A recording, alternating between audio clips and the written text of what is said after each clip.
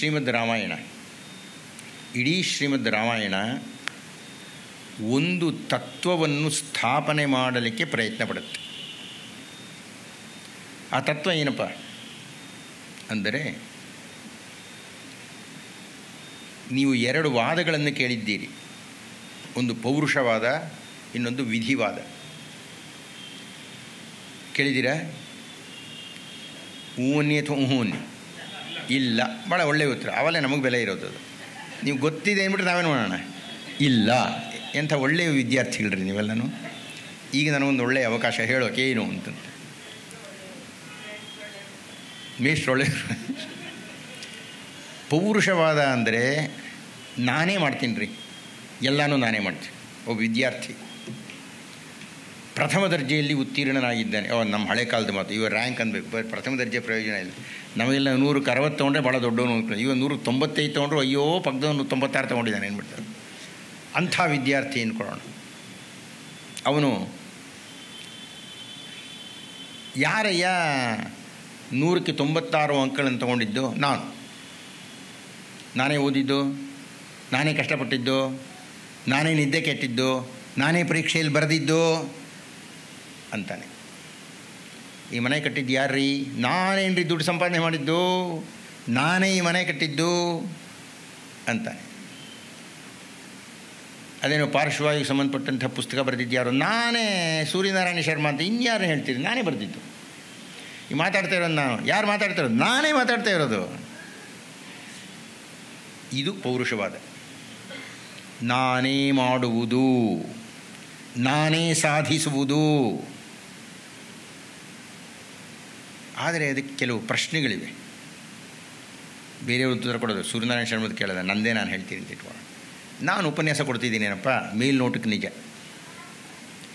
ಆದರೆ ಸೂರ್ಯನಾರಾಯಣ ಶರ್ಮರು ಬಂದು ಕರೆಯದೇ ಇದ್ದಿದ್ದರೆ ನಾನು ಉಪನ್ಯಾಸ ಕೊಡೋಕ್ಕಾಗಲ್ಲ.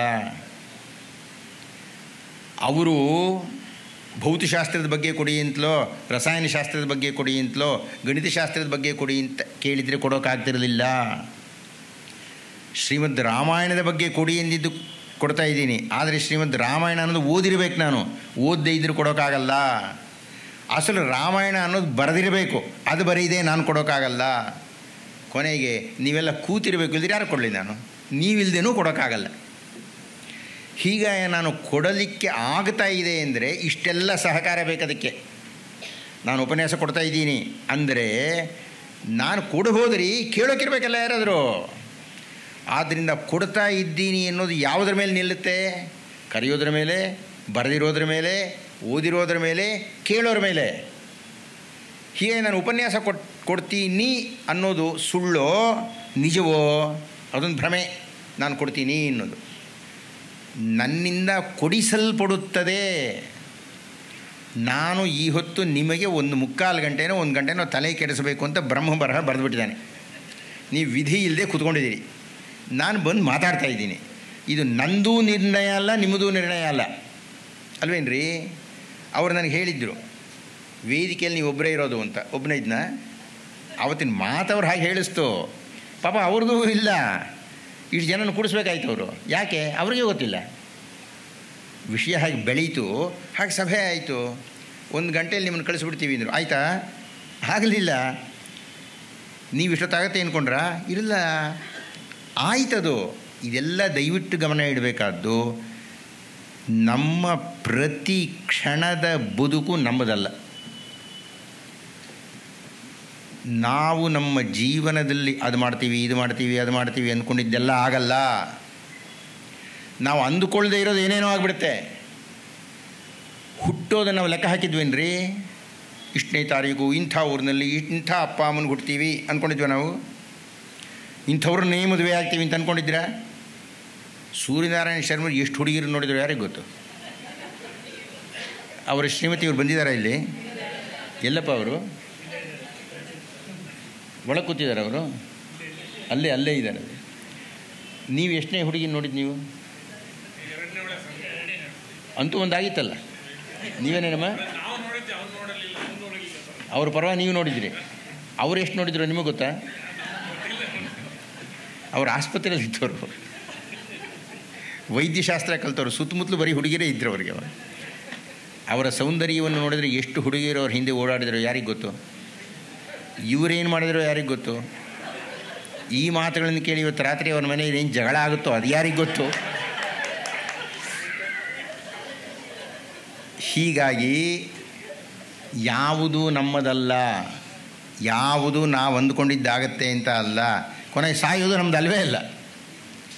ಇದು ವಿಧಿವಾದ. ಪೌರುಷವಾದ ಅಂದರೆ ಎಲ್ಲ ನಾನೇ ಮಾಡೋದು. ವಿಧಿವಾದ ಅಂದರೆ ದೈವ ಯಾವುದೋ ಒಂದು ಇದೆ ಕಣ್ರಿ, ಅದು ಏನೋ ಏರ್ಪಾಟ್ ಮಾಡುತ್ತೆ, ಹಾಗೆ ನಾವು ಮಾಡೋದು. ಈ ತಿಂಗಳಲ್ಲಿ ನನಗೆ ಖಂಡಿತ ಇಲ್ಲಿ ಬರೋಕ್ಕಾಗ್ತಿರಲಿಲ್ಲ. ಕೇವಲ 2 ದಿವಸ ತಡವಾಗಿ ಅವರು ಬಂದಿದ್ದರೆ, ನಾನು ಹೇಳಿದೆ ಅವರು ಬಂದಾಗ, ಕೇವಲ 2 ದಿವಸ ತಡವಾಗಿ ಬಂದಿದ್ದರೆ ಇವತ್ತು ಸಾಹಿತ್ಯ ಪರಿಷತ್ನಲ್ಲಿ ನಿಮ್ಮ ಜೊತೆ ಕೂತ್ಕೊಂಡು ಮಾತಾಡೋಕೆ ಆಗ್ತಾ ಇರಲಿಲ್ಲ. ಯಾಕೆ ಆಗ್ತಿರಲಿಲ್ಲ ಅಂದರೆ, ಜನವರಿ 8ನೇ ತಾರೀಕಿನಿಂದ 22ನೇ ತಾರೀಕು ತನಕ ಪ್ರತಿನಿತ್ಯ ನಂಗೆ ದೂರದರ್ಶನದ ಉಪನ್ಯಾಸ ಇದೆ. ಪ್ರತಿನಿತ್ಯ ರಾತ್ರಿ 10 ಗಂಟೆ, ನೀವು ಮನೆಗೆ ಹೋಗಿ 10 ಗಂಟೆ ಹೊಂಡಿದ್ರೆ ನಾನು ಉಪನ್ಯಾಸ ಕೊಡ್ತಾ ಇರ್ತೀನಿ. ಪ್ರತಿನಿತ್ಯ ಇದೆ, ಸಾಧ್ಯ ಇಲ್ಲ. 21ನೇ ತಾರೀಕು ಬ್ರಾಹ್ಮಣ ಸಭಾದಲ್ಲಿ ಸೀತಾ ಕಲ್ಯಾಣದ ಬಗ್ಗೆ ಒಂದು ದೊಡ್ಡ ಸುಮಾರು ಒಂದು 2-3 ಸಾವಿರ ಜನ ಬರ್ತಾ ಇದ್ದಾರೆ ಅಲ್ಲಿ. ನಾನು ನಿಮಗೆ ಅದನ್ನು ಕಟ್ಕಳಿಸ್ತೀನಿ, ದಯವಿಟ್ಟು ಅವ್ರಿಗೂ ಹೇಳಿ, ಆಸಕ್ತಿ ಇರೋರು ನೀವು ಅದನ್ನು ನೋಡ್ಲಿಕ್ಕೆ ಬರ್ಬೋದು. ಅವ ಸೀತಾ ಕಲ್ಯಾಣ ಕುರಿತು ನಾನು ಮಾತಾಡ್ತೀನಿ. ಇರಲಿಲ್ಲ, ನನಗೆ ಅವಕಾಶ ಇಲ್ಲ, ಬಿಡುವೇ ಇಲ್ಲ ನನಗೆ. ಆದರೆ ಬಿಡುವಿಲ್ಲ ಅಂತ ಹೇಳುವುದನ್ನು ತಪ್ಪಿಸಿ 2 ದಿವಸ ಮುಂಚೆ ಬಂದರವರು. ನಾನು ಬೇರೆ ಕಾರ್ಯಕ್ರಮ ಒಪ್ಕೊಳ್ಳೋದಕ್ಕೆ ಮುಂಚೆ, ಯಾರು ನೀವು ಬಂದರೆ ನಾನು ಸಿದ್ಧ ಅನ್ನ, ನಿಮ್ಮನ್ನು ನೂಕ್ತು ನಾನು ಒಪ್ಕೊಂಡೆ. ಬಂದಿದ್ದೂ ನೀವಲ್ಲ, ಇಲ್ಲಿ ಬಂದಿರೋನು ನಾನಲ್ಲ. ಇದು ಹೀಗೆ ಏರ್ಪಾಟಾಯಿತು, ಹಾಗಾಗಬೇಕಾಗಿತ್ತು. ಆದ್ದರಿಂದ ನಾವು ಸಂಧಿಸಿದ್ದೇವೆ. ಇಲ್ಲಿ ಎಷ್ಟೋ ಜನ ನಾನು ಬಂದಾಗ ನಿಮ್ಮನ್ನು ಭಾಳ ದಿವಸ ಅದು ನೋಡೇ ಇರಲಿಲ್ಲ ನಿಮ್ಮನ್ನು. ಯಾರಿಗೆ ಗೊತ್ತ್ರಿ ಯಾರು ಯಾವಾಗ ಹೇಗೆ ನೋಡಬೇಕು ಅನ್ನೋದು ದೈವದ ನಿರ್ಣಯ. ಅದನ್ನು ವಿಧಿವಾದ ಅಂತ ಕರೀತಾರೆ. ನಿಮ್ಗೆ ಅರ್ಥ ಆಯ್ತಾ ವ್ಯತ್ಯಾಸ? ಆವಾಗ ಪ್ರಶ್ನೆ ಕೇಳಿದೆ, ವಿಧಿವಾದ ಪೌರುಷವಾದ ಗೊತ್ತಾಯ್ತಾ ಅಂತ. ಇಲ್ಲ ಅಂದರೆ ಈಗ ಅರ್ಥ ಆಯಿತು. ಈಗಲೂ ಗೊತ್ತಿಲ್ಲ ಅಂದರೆ ನಾನು ಮುಟ್ಟಾಳ ಅಂತ, ಇಷ್ಟು ಹೇಳಿ ಗೊತ್ತಿಲ್ಲ ಅಂತಂದರೆ ಗೊತ್ತಾಗಿದೆ ತಾನೆ. ಶ್ರೀಮದ್ ರಾಮಾಯಣದಲ್ಲಿ ಪ್ರಾರಂಭದಿಂದ ಕೊನೆಯ ತನಕ ನಡೆಯತಕ್ಕಂಥ ಚರ್ಚೆ ಇಷ್ಟೇ. ಶ್ರೀರಾಮರು ವಿಧಿವಾದವನ್ನು ಕುರಿತು ಮಾತನಾಡುತ್ತಾರೆ, ಅದು ರಾಮದರ್ಶನ. ಲಕ್ಷ್ಮಣ ಪೌರುಷವಾದವನ್ನು ಕುರಿತು ಮಾತಾಡ್ತಾನೆ. ಅಯೋಧ್ಯಾಕಾಂಡದಲ್ಲಿ ಇದು ಸ್ಫೋಟಿಸುತ್ತೆ. ಅದನ್ನು ವಿವರಣೆ ಕೊಡುವಷ್ಟು ಕಾಲ ಇವಾಗಿಲ್ಲ. ಯುದ್ಧಕಾಂಡದ ಒಂದೇ ಒಂದು ಪ್ರಕರಣವನ್ನು ಹೇಳಿ ನಾನು ನನ್ನ ಮಾತು ಮುಗಿಸ್ತೀನಿ. ಅಷ್ಟೊತ್ತಿಗೆ 3/4 ಗಂಟೆ ಆಗುತ್ತಾ?